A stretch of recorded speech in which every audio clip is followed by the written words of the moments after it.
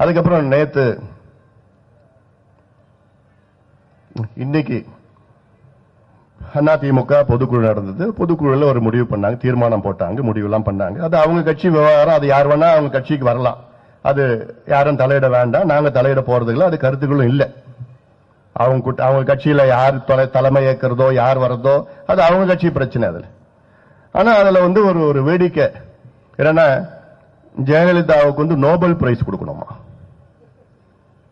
ஜெயலலிதாவுக்கு Magsaysay price கொடுக்கணுமா, ஜெயலலிதாவுக்கு பாரத் ரத்னா கொடுக்கணுமா?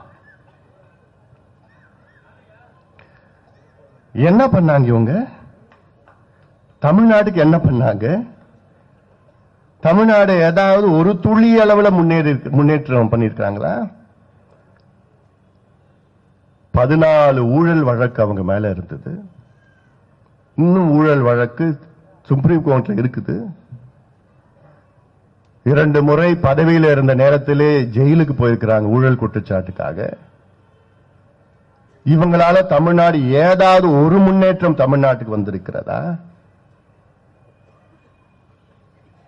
இல்லையே. என்னோட வேடிக்கை என்னன்னா, நோபல் பிரைஸ் யாரு கொடுப்பாங்கன்னா, உயிரோட இருக்கிறவங்களுக்கு மட்டும்தான் நோபல் பிரைஸ் கொடுப்பாங்க, இறந்தவங்களுக்கு நோபல் பிரைஸ் கொடுக்க மாட்டாங்க. இது நோபல் பிரைஸ் சட்ட விதிகள்ல இருக்கு.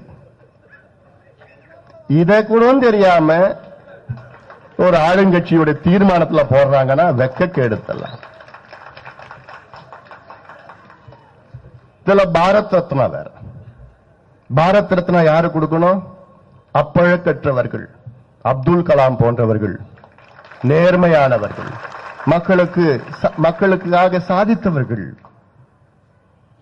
அவருக்கு கொடுக்கிறதுல அந்த பரிசுக்கு ஒரு தரம் வந்திருக்கும். அப்துல் கலாம் அவர்களுக்கு கொடுத்து அது கொடுத்திருக்கிறாங்க. இந்த அம்மாவுக்கு பாரத் ரத்னா.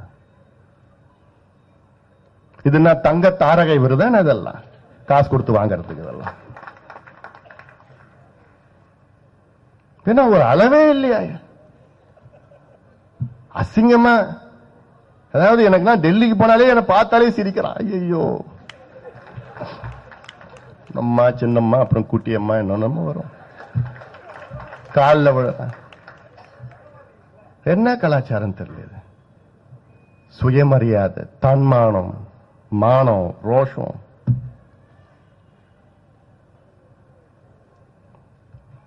இதுக்கு மேல போதும்.